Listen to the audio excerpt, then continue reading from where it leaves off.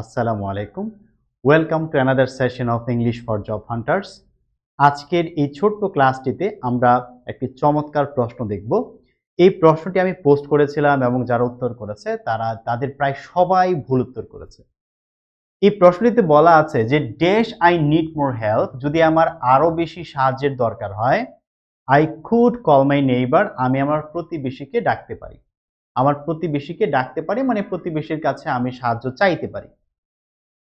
এখন উত্তর কি হবে?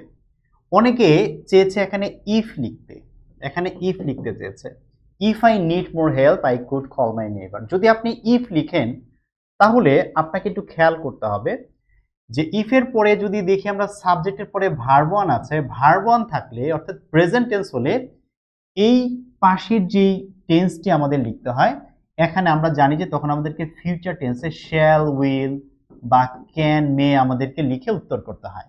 শ্যাল, উইল, ক্যান, মে এগুলো লিখে আমাদের উত্তর করতে হয়। কিন্তু এখানে ভার্ব ওয়ান থাকার পরে এখানে কুড লেখা আছে, সুতরাং আমাদের যেই কন্ডিশনাল সেন্টেন্সের যে রুল, সেই রুল অনুযায়ী কিন্তু আমরা ইফ লিখতে পারছি না।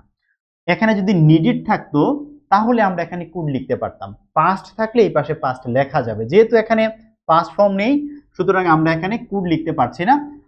কন্ডিশনাল সেন্টেন্স অনুযায়ী আসলে এটি লেখা যাচ্ছে না, সুতরাং আমাদের এখানে ইফের উত্তর কোনোভাবেই আমরা নিতে পারছি না, ইফের উত্তর হবে না। পরে যে প্রশ্নটি আছে বি নম্বর অপশন, হ্যাড আছে। দেখেন কোন সেন্টেন্সের যখন শুরুতে হ্যাড থাকে মূলত বাক্য কিন্তু এরকম হয়।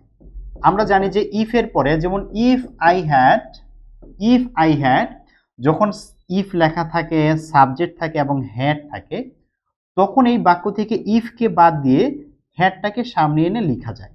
হ্যাডটা এনে লেখা যায়, তখন কিন্তু আমি লিখতে পারি যে হ্যাড আই আমি লিখতে পারি।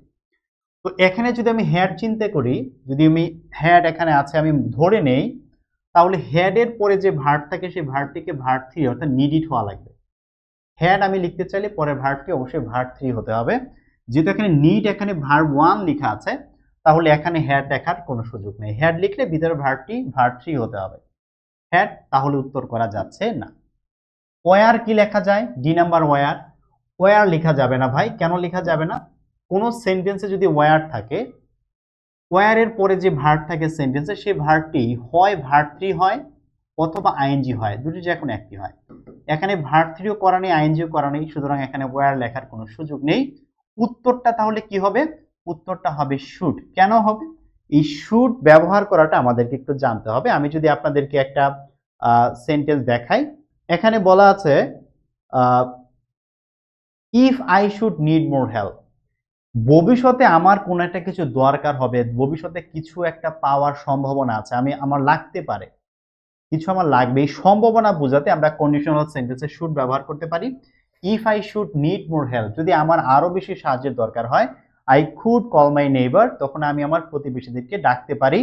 এখানে এই যে আই কুড কল, এটা একটা হাইপোথেটিক্যাল বিষয়, মানে আমি মনে করছি যে আমি ডাকতে পারি, আমার নাও লাগতে পারে।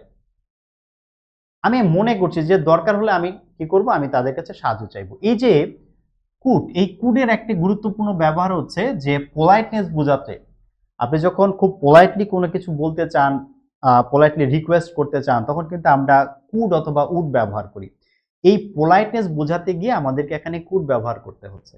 ঠিক আছে, যদিও আপনাদের দেখে মনে হচ্ছে বাক্যটা পাস্টের, আসলে পাস্টের না, এটা ফিউচারের একটা কথা, যে যদি আমার আরো বেশি সাহায্যের দরকার হয় আমি আমার প্রতিবেশীকে কল করতে পারি, ডাকতে পারি। এই হলো বিষয়টা।